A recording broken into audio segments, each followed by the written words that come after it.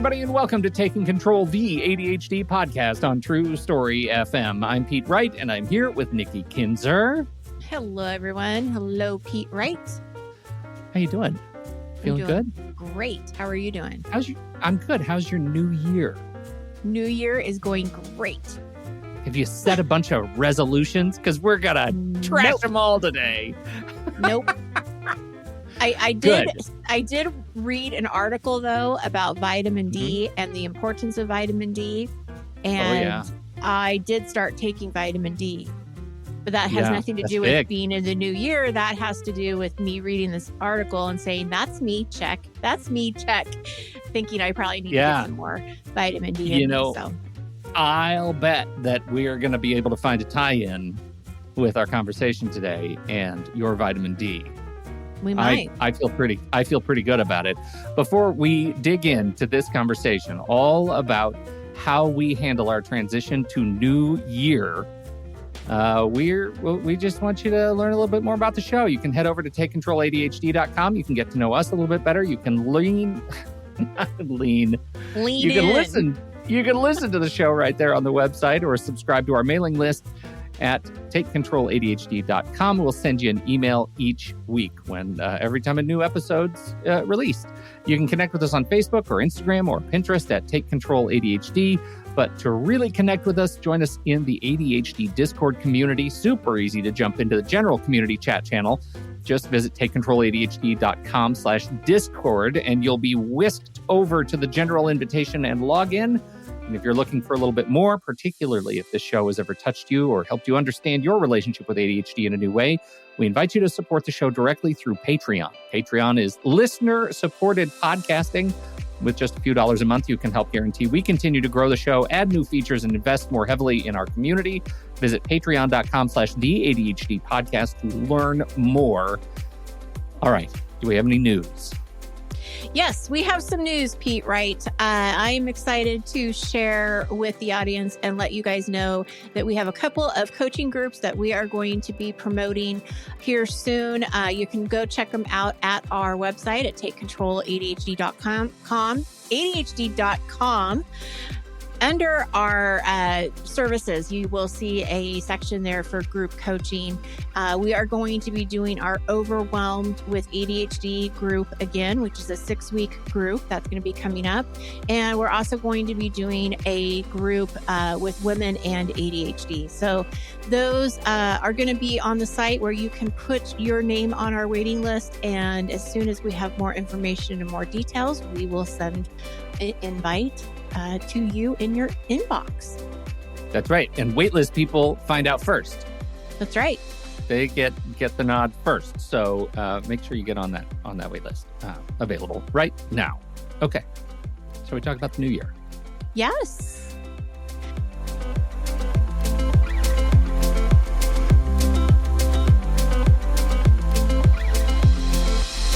Resolutions, Nikki Kinzer. We've talked about setting goals and stuff in the past. What's your current status on setting resolutions and goal setting and such? You know, I've always said this. I'm not a big resolution person. I don't think it matters if it's January 1st or if it's, May 3rd. Yeah. Maybe May 3rd is when you want to, try something new. So I don't think the timing really makes much of a difference. I know that the new year, it brings that opportunity because it feels new. But really, come on, December 31st really does feel the same as January 1st. There isn't really a whole lot. I guess. I guess that's true. I'm also not that big and I don't think much of resolutions because we know, all the data supports it. Like most people don't follow through with the resolutions that they set, right? It's just they say, I'm going to go to the gym, and by February 1st, nobody's going to the gym. Right. And I think that's that there are some people who are wired for resolutions and some people who just aren't. And I am historically not wired for resolution. So we'll talk a little bit about what kind of how I frame my transitions throughout the year later. But I was on Mastodon the other day and found this post that it really connected with me. And so I sent you and Melissa a screenshot to see what you thought. I'm just going to read it. Sure. Because it was a link to an article in the Washington Post, which we will also post, but I'll put the little screenshot in the show notes too. So each year, this is from Emily Landau at disabled.social on Mastodon. Each new year, I see posts on working harder, being tougher, going further. As a disabled person, I realize this hustle culture leaves no room to be gentle with ourselves. Lots of people set SMART goals, SMART, capital SMART goals. I came up with fun goals. Fun stands for flexible, uplifting, and numberless goals. If I change my mind, it's okay. If it doesn't feel right or bring me joy, I can stop. If I miss a day, there's always tomorrow. Grateful to the Washington Post for sharing my fun goals approach in this piece. And click through and you go visit Emily's article, and she outlines the components that go into setting fun goals and why she started documenting kind of how goals work for her. And I think, while she is writing from the perspective of somebody who's disabled and as a disability advocate and writer, I really find it on the neurodiversity spectrum. It feels like it really hit home for me too. So before I just kind of plow through, how did it hit you? What do you think? I think the same. I mean, I feel like when you talk about joy and having joy in your goals, like that really resonates, right? We want that. We don't want it. It feels so much like it is a hard thing to change habits and to have these goals. But the way the expectations that we put ourselves around these resolutions, it just feels so negative. And I like that she really spins that into being something that's a lot more positive and realistic. Yeah, I think so too. And as much as I really, appreciate SMART goals, and we've talked about different kinds of goal setting methodologies, I think it's really important when you're looking for this kind of like maturing change in your life to find a methodology for you that works with sort of the spirit of kindness, like self-kindness and self-forgiveness. So what struck me first was Emily's reflection on hustle culture, right? That if you're not constantly striving for more success or for another thing that you're trying to accomplish or do, that you're somehow failing. And I feel like maybe it's because I'm getting older. You would know because you're older than me. Thanks for that. That was a little dig. I only have a couple of months and I'm living it up because my wife's doing the same thing to me. I'm so sure it's a real trickle down. For me, it's really about, one, I think about the assumptions of my youth. Right. My first big corporate job, I'm in my 20s and I'm really trying to figure out how to stand out and work harder and work later, longer days, longer nights, like really trying to figure that out. And when I was in sales, I was studying Zig Ziglar a lot. Zig Ziglar. Right. Grief. Right. So I want to beware of the assumptions of my earlier self because those don't really hold up for long-term health and forgiveness. And don't be too hasty in second-guessing the wisdom of others who have come before me. And I think when I was younger, I would dismiss a lot of the wisdom of my elders, right? But honestly, they came to those same conclusions that I am now coming to, in some cases earlier. And so I feel like I need to beware of my assumptions challenging worldview in terms of long-term health for myself. And the third one, and this is the one that I think is really hitting home with this piece, which is you just don't have to earn joy by experiencing hardship. It's not transactional. You can find ways to be happy and joyful without feeling a lot of pain first. You don't have to hurt to feel good unless you're in the gym, right? At some point, you're going to get sore when you do that, but that's not a good metaphor for anything else, right? And that I think is important. People use the metaphor of working out like, oh, my muscles hurt. That must mean I'm growing. Gain. Yeah, no pain, no gain. It's so stupid. It's so stupid. That only works in a gym, right? You can find a way to navigate.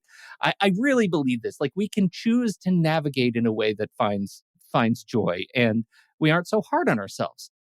Does that Yeah, mean anything to you? oh, it means so much to me, especially when you talk about success and tying it into this hustle culture, because I see this time and time again that for some reason you only find success if you check everything off on your to-do list.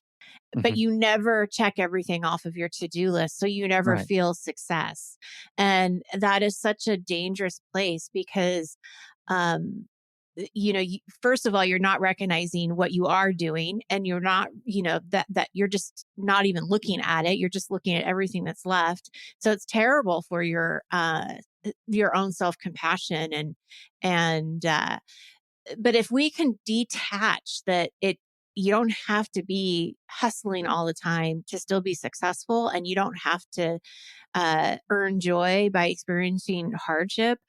That's just really important to think about, like really to sit and think about what what am I setting myself up for when I'm looking at these expectations of myself? Like, am I looking to experience only hardship?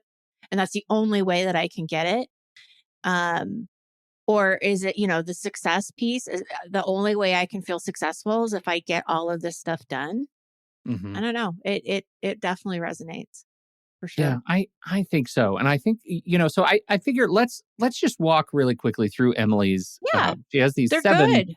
kind of top sort of tools or sort of, I don't know, ideological bullets toward Yeah, fun right, goals that I really right. like. And I just want to see how they hit. And the first one is, I think, a direct transition off of that last point. Focus Mhm, on how you want to feel. This then focuses on how to find that feeling, right? mhm, So if you want to feel, if like the new year is a chance for you to just reflect on kind of how do I want to present in the world? I want to feel more connected to my family. I want to feel healthier, and I want to feel, like I'm growing, and that I'm, intellectually stimulated. Um, if you focus on those feelings, you'll be able to find the constituent elements that will get you there. mhm, Maybe you want to feel stronger when you get up in the morning. Well, that might imply that you actually go to the gym and get stronger. mhm, But you'll know when you've achieved it because you feel stronger when you get up in the mhm. morning, right? You don't have to The beat yourself emphasis up is on over the feeling. numbers. The Yeah. emphasis is on the feeling. The emphasis is on answering that question. I'm experiencing the world in one way. I wonder if there's another way I could experience in the world, and then determine how I get there. I mean, this is your vitamin D You're right. trip, right? At some point, you checked off a bunch of boxes that said, I'm feeling this way. And it turns out I might not have to feel this way. And one of the tools to get there is by amping up my vitamin D intake. Mhm, mhm, That's kind of absolutely. what we're talking about, right? We're not talking about some that the the standard medical advice is you should have X number of milligrams of vitamin D every day. The What we're saying is let's go ahead and see how we're feeling and see if we can improve how we're feeling, Mhm, mhm. knowing full well that the medical industry doesn't say you should take a lot of cocaine every day, because you shouldn't Right. do that if you want to feel more alert. But No. you get it. Right, I get it, I get it. And I do like that. I like that you're focusing more on the feeling, and one of the things that struck me was if you're wanting to feel more connected with people, then, you Hmm. plan that once a month dinner with a friend, or you make sure you have a family dinner every night or every week, not every night. Um, but yeah, I think it's looking at it from just a different perspective. I just still, like with everything, we have to make sure that we're checking our ADHD and just making sure that our expectations are not, you know Yeah. overachievable. Like, I don't even know if that's a word. Can you still, can I do the vitamin D with just doing the vitamin D and not feel like I have to add a bunch of stuff to it? Right? That's where we want to kind of just make sure that we're not going outside of what we realistically can do. Well, and I just, what does that mean? Adding a bunch of stuff to it, just so I'm Because clear. I could see it going into add vitamin D, add 30 minutes of exercise, add Yeah. meditation in the morning, add a walk at lunch every single day, add Yeah. I don't know. I clean don't know what you're eating. talking about. Like, it could go down a rabbit hole really Yes. fast. Why? Because I want to feel great. Yeah. I want Yeah. to feel energized. If this makes me feel good, then what if, right. But I'm starting with it, the vitamin B or vitamin D pill. Like yeah. that I can do, and I've been doing. So I feel good about that. Oh, what's funny though, and the reason I poke at that is because I heard a completely different thing. Where my brain went is like, I do vitamin D without adding a bunch of stuff to it, as in I commit that I want to try taking vitamin D because I think that's going to make me feel better. Let go of the fact that it's vitamin D. I'm using that as a continued example. Right. Can I do it without, how many alarms am I going to have to set in order to remind me to take vitamin D? And if I fail taking vitamin D because I miss an alarm or ignore an alarm, am I going to feel, therefore, like a failure as a person because of it? Because Right. that doesn't meet the need. No, and you know what's so interesting that we're talking about this is that one of the things I did when I decided I wanted to start taking vitamin D is I thought about how am I going to remember to do it? And I know that it's different for me because I don't have ADHD. I do have a system though around this that I had Mhm. to think about. And I think that that's where it will help with other people with remembering this piece, right? Because taking medication is really easy to forget. Mhm. I do have this little routine that's part of my morning routine. It's the very last thing I do before I leave the bathroom is I get all of the pills. They're on my top drawer and I have all the pills that I need to take that morning and I put it on my cell phone and my iPad. And then when I move into my office, all of those pills go with me. And then when I go and I, get ready to work, I take all of those pills first thing in the morning Yeah, before I start working. So there sure. is this like I did think about how am I going to get this done? I'm going to attach it to something I know already works, and that's Right. how I'm going to get it done. So it is interesting. Like, I guess my point is that you can still you just have to think about where it's going to fit in to make it work so that you don't Yeah. have to like worry about the reminders Yeah. and all of that. Yeah. And again, we're not talking about vitamin D. We're using No. vitamin D as a It's Mad just Lib fill in the blank for totally. anything you want to do. Like we know that this is not about vitamin D. Yeah. Right. Yeah. So, but it does lead us directly to the second point, which is don't set goals that drain you, right? Don't Yes. set goals that drain you. And I think that's maybe where I was going with the ADHD sort of cascading alarm stuff. Right. Um, Right. right? Which is like, oh, okay. So if I have too many alarms and reminders to do this thing that I just thought might give me a little bit of change in my life, Is it then really that's worth it? that's draining. Like, Right. how worth it is me? How worth it is it for me Right. to make this change? And Hmm. maybe it's medically necessary. Maybe I just want to feel better. Maybe I just think I would like to read more books. Like those anything like that, if it's causing me undue strain and wearing me out, just the act of doing it is wearing me out, it's not a good goal for you, right? Like Right. it's not ultimately a good goal. I still deal with the list of things in my life that I feel like I should be doing because it's who the guy I was 10 years ago was doing, Mm. or 20 years ago, or 30 years ago. Like this was a different me. And I don't Right. often enough do an assessment of who the me is now and And what you need now and work what toward would, filling those goals. yeah. And instead I'm just carrying this baggage of things that I should be doing. And we talk all about it. We talk all about it in terms of what's sort of in our head and heart and the cognitive load and the guilt and shoulds, can't do shoulds. That doesn't make them not exist. Right. It makes me Right. not think about them right now. But in the dark, late at night, when I'm trying to go to bed, I absolutely still think about them. Yeah, yeah. I feel that way, and I see this a lot with clients too around like meditation. Meditation is such a good thing for us. We know this. We know it's been studied. It's good for ADHDers. You can meditate in your own way, right? But it's always this like there's always this I should be doing this, but I'm not, or it's so Mm-hmm. hard to do and I'm not doing it. And that feels like this fits into that a little bit. Like Yeah. it's a goal that I don't want it to drain me. So I need to rephrase it. Like I need to Yeah. reframe it in my mind on how I want to add this into my life without it feeling like a chore or feel like it's something I have to do. Where do I get to the point where I just want to do it?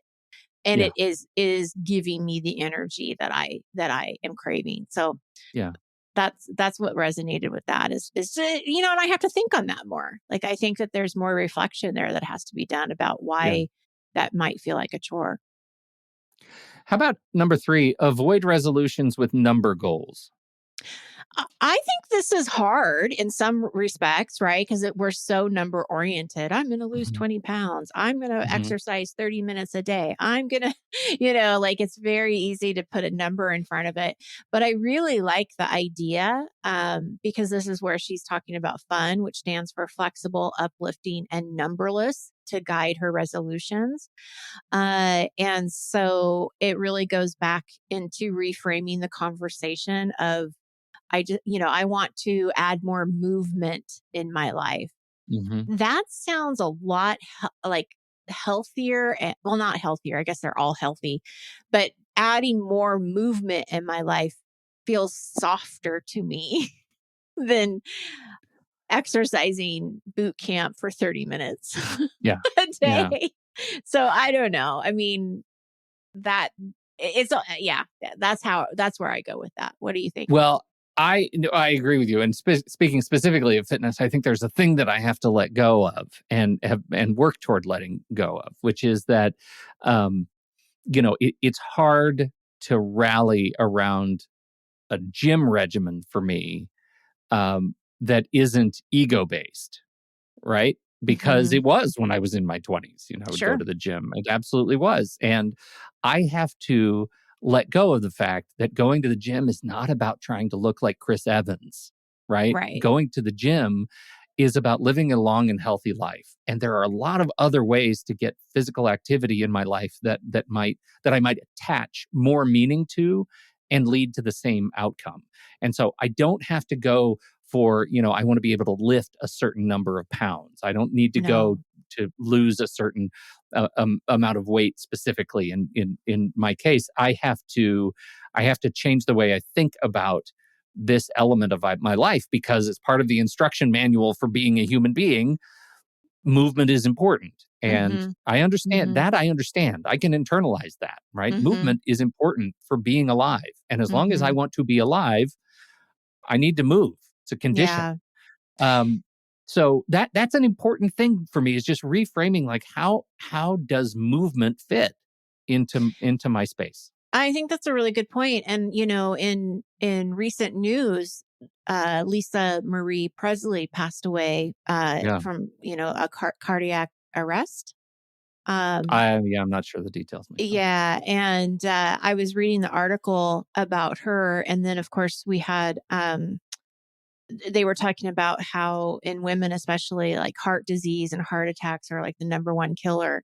And it really got me thinking about exercise and movement and my heart. So really disconnecting it away from weight and vanity to Yeah. wait a minute, like this woman was only 54 years old. Right. And I don't know what her health history was or anything, but it was a little wake up call. Like, okay, Yeah. maybe I need to pay a little bit more attention to this. So I think it's less about the numbers and more again about how you want to feel and and being healthier, but not Yeah. necessarily tying a number to it. Yeah. Well, I do the same thing with books every year I go through because I track everything on, these services I've talked about, Goodreads and Storygraph and these services. And at the end of the year, they tell you, here's how many books you read and all the things like how many pages, what was your longest book, what was your shortest book. And I like all that data, but Hmm. it's sneaky. Like you can't quite see it or at least for me, I can't quite see it until after it has happened when I have readjusted my expectation for the coming year around performance last year, which is okay. Oh, So last year I read 51 books. I guess I should read 52 this year.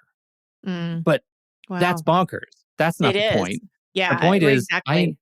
I enjoy stories. I should Yeah. read You spent fewer time books doing more something you deeply. enjoy doing. So Yeah, that's God awesome. for Like, God forbid. that's the Yeah, success there. yeah, Yeah. exactly. Yeah. I enjoy it, and I shouldn't I shouldn't have to, you Put a know, number on it. devour each book just so I can beat some ridiculous, like, my personal track record. Like, Yeah. that's not the reason I read. So Right. then what is the reason I read? I get joy out of it. It calms me down. I go to Mhm. sleep to it. Like, all of those reasons for me, like heart and head health, are more Mhm. important about why I spend time doing this thing. And so that should determine how I allocate my Yeah. time. Number 4, recognize your limits. Be honest with yourself about whether you truly have the time and energy to devote yourself to the goal while still giving your body time to rest or relax. What do you think? I love this one because it reminds me of the spoon theory. How many What's spoons? the spoon theory? Remember, you're Yes. the one that told us that, I like, know. I how like it when many. you talk to me about Oh, it. oh, okay, good. Yeah. Because I don't remember it exactly. So you're gonna have to fill in the gaps that I don't remember. Uh, but I remember, like, you have so many spoons per day, and like something will, maybe you have a full morning of meetings, and so that takes two of your spoons, and you only have two spoons left. And how do you want to use those spoons? And I just think it's such a great way to kind of like, you know, be flexible and around your boundaries and knowing that, okay, I really don't have any spoons left. Last week, I remember, and this is this is what reminded me of it. I had a long day, a lot of talking, a lot of listening, and I just told my husband when we were eating, God bless him for putting up with me, I don't want to talk. I have no more spoons left. And he looked at me and he's like, we have spoons. We just don't have We have lots of forks. spoons, and he's yeah, right. Because we're always losing forks. He's like, we have lots of spoons. I'm like, okay, yeah, no, You but don't get yeah, it. but that's so. I think it's so helpful though to be able to put a physical object to how I'm feeling. Like I have no more. I have nothing left. Let me just Yeah. like watch The Good Place and eat my dinner. That's so funny. It reminds me, that's how we used to, my son, when he was very young and he didn't understand how cellular data was measured when you're on a cell phone, and that you Oh have a yeah. limited amount of, like, high speed data. That's less of a concern anymore, but it was a real thing because he went on a road trip with his grandparents and they dipped into Canada, and he was like streaming Netflix in the car in Oh Canada. yeah. And so we started, as he's young, and so the only thing he really knew about was pizza. So we started saying, okay, what happens when you eat the pizza? Like, eventually what's going to happen? You're going to run out of pizza. So data was pizza. And we still to Hmm. this day refer to limited resources as pizza. As Everything is pizza. pizza as well. And I think that also is true. Like, eventually you're going to run out of pizza. Right. Um, Right. and so I think that uh, for me, that's the important thing, because there are pizzas of many different sizes and flavors, and I can't, I don't have unlimited giant pizza. I can't eat all of Right. the pizza. I can't accomplish everything. Everything has to have a reason Mhm. to exist Mhm. in my life. And I think that's really, that's the thing to understand about my ADHD, is that I'm going to hit that limit Yes. in Yes. unpredictable ways, right? Yes. And something I may have a total handle on one day, maybe one week, maybe for a whole year, is going to destroy me on one random day. I just won't be Right. able to cope with it. There will be too many other signals, too much noise, and I'll just flag it and have to go eat crap and destroy my Well, body. I So, think that this is yeah, where the expectations also come into play, right? Like it's recognizing your physical limits and mental limits, but it's also saying, I don't have to have every hour mean I have to do something or, you know, take a task off or of my list, or I have to do this, I have to do that. It's okay to have that downtime and be able to rest and relax and not expect all of this from yourself, because your brain needs to rest. Yeah. Yeah, totally. Mm-hmm. And that takes us to number 5. Make a resolution. Go ahead and make a resolution to do less. Mm-hmm. Right? Make a resolution Yeah. to slow down. I really like this too, because it goes back to the burnout conversation that we had with Casey Dixon a couple months ago. And I think that, one of the biggest takeaways I had in that conversation was burnout. The solution to burnout is not taking a vacation, and it's not keeping your life the same. It is having to let go of something. You have to let go of something, and Yeah. you need to add space in your life, not to fill it with something else, but to just be free. And that really has stuck with me. And I think that that's where I went when I read this. Is it's okay to do less. It's okay to slow down. Being busy Yeah. all the time isn't necessarily where you want to be. Right. Yeah. Well, and there's this axiom, right? That the length it takes you to, the amount of time it takes you to do any particular task will fill to the amount of time available to you to do it. Mm-hmm. Right. So unconstrained time leads to unrestrained task. Right. And I think that it can apply generally in ADHD, but I don't think it'll apply forever, because I Mm-hmm. run into this. At the end of the day, I'm rescheduling tasks that I thought I was going to be able to get done, and I Mm-hmm. couldn't get them done for any number of reasons. Maybe it was real life reasons like introduction, or maybe it was brain reasons like Right. ADHD. I just couldn't get my way around it. But to resolve to do less on any given day, to plan my day by taking out one thing, just one thing each day, like doing a time decleanse. Yeah.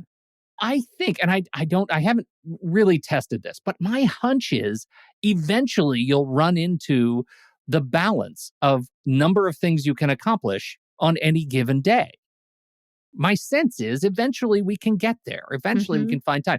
But part of the problem, part of the reason that I get tied up and time blind is because I have so many things on the task that my brain just gets dizzy and Yeah. can't really focus on. It's like way too big of an elephant to even possibly conceptualize eating, let alone see Yeah. what shape it is, right? It's like Well, it's way because too big. And so yeah, you never get to the point where it's good enough. Like, it's never yeah, good enough. Like, I always have to right. do more than, or if I didn't do what I thought and I only got a halfway through, it's not good enough. And it's like, if we can just figure out, like, it's okay to do less and to have that be good enough, and Yeah. that you don't have the resources to finish it today. And that's okay. You Yeah. didn't fail. And recognizing that I don't have the resources to finish everything means explicitly that I'm going to push things to for future days. And You're that also is going to human. be okay. You're Yeah. not a robot. Yeah. You're not Um, a production robot. You're yeah. human.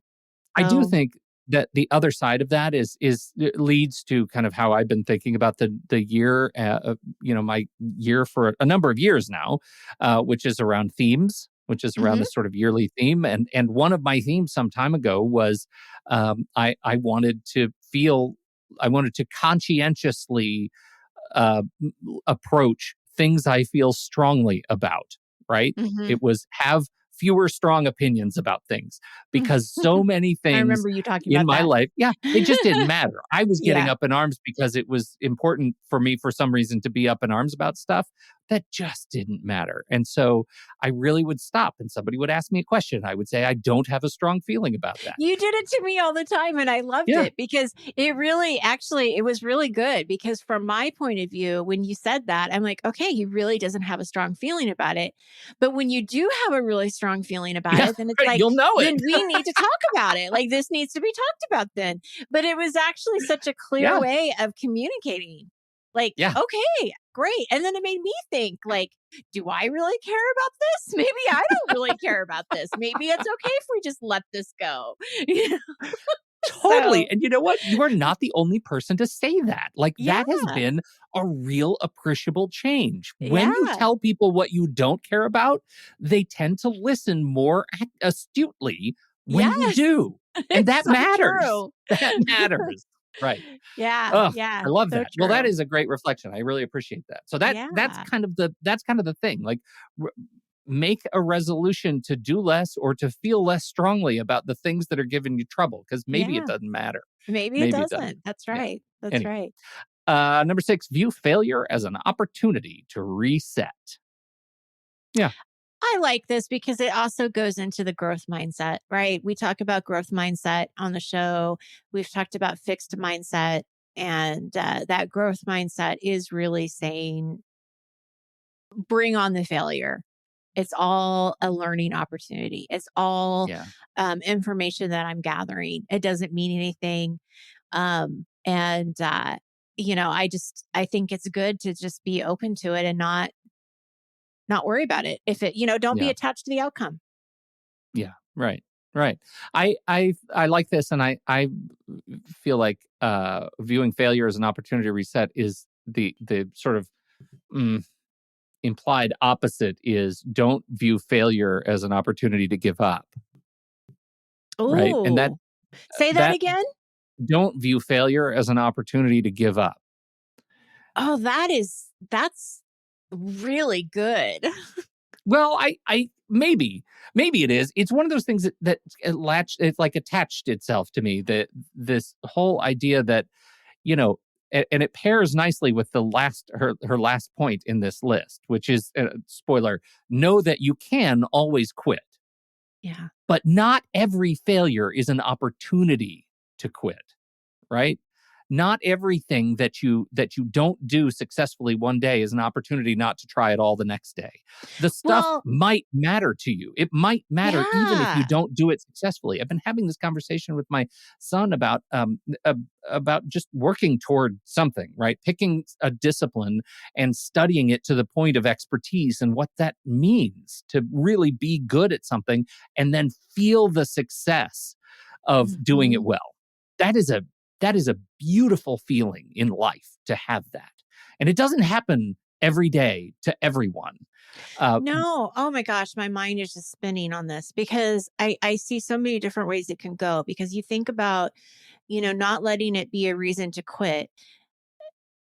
When people get to that level of expertise, it's because they've hit their heads on lots of walls and they kept going, that's right? right. You don't just get there overnight because they didn't quit. They kept going and they kept figuring out how to do things different or whatever, right?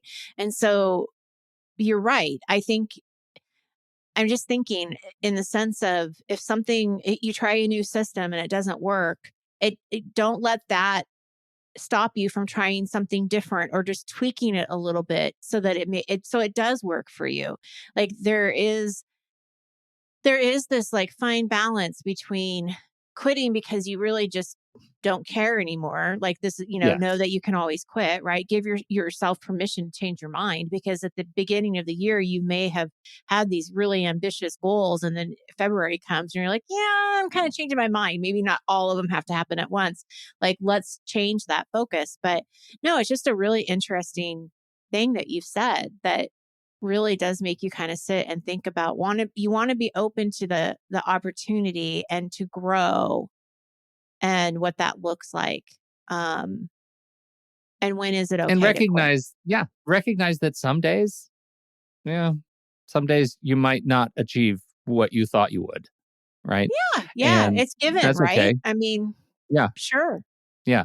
Huh, But interesting. if you give yourself an excuse to quit, then you won't come back the next day, and No, try it no. again and And see then what the it feels limiting like to feel beliefs good start about to it. come in. That's where I was Yeah. going to go with that. That was the other Right. thing that was spinning in my head is now all these limiting beliefs are coming back and holding you hostage almost. Because now they're Yeah. telling you you can't do this. You shouldn't try Right. anymore. It's not worth Right. it. But is that true? Like, and so now you have to have that conversation of is this a limiting belief? What is this trying to protect me from?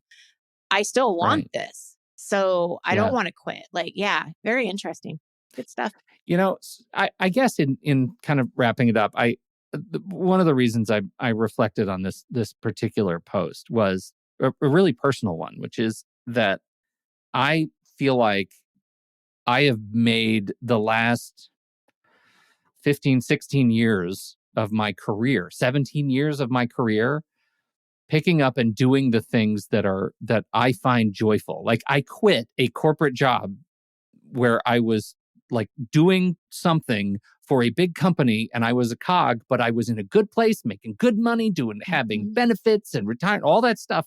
I quit because I wanted to push more buttons, right? I wanted to take more pictures and record more podcasts and be in front of the microphone. Like those were the things that gave me joy. And that felt like a bold thing at the time. And it's funny to me, reflecting on this list, it's funny and maybe a little sad about just how many times I find I am frustrated with the work because it's the work. Like I've forgotten that I quit my work job to find joy and be with my kids and drive carpools and all those things. And I made choices, and that comes with some really explicit sacrifices. And I made those choices because I wanted more joy and warmth and growth in my life. And I find at this time of year in particular, it's really easy to lose track of the decisions that 16 years ago Pete made that set me up to be here today, that set me up to be here to be able to make more choices and find more joy. Like I am more than so many others, so privileged to be able to make choices that in the work that I do to find joy. It is damned selfish of me not to do that. Right.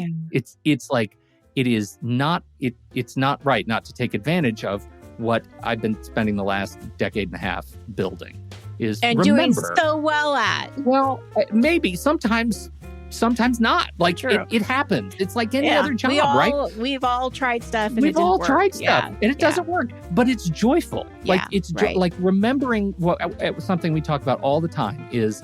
It is joyful to be able to do this, and you don't always have to have numbers associated with it and goals and SMART goals and everything to determine your level of success at the thing. It can literally just be good for you. It can just be good in your world. Agree. Yep, absolutely. That's it. All right. This is great. Thank you, Pete, for bringing this to our attention. Well, I hope so. And, if you're interested, I don't know if you've heard, Twitter's a nightmarescape. I'm at Pete Wright at mastodon.social. If you want to see where I find fun stuff now, it's awesome over there. And so there you go. That's all I've got.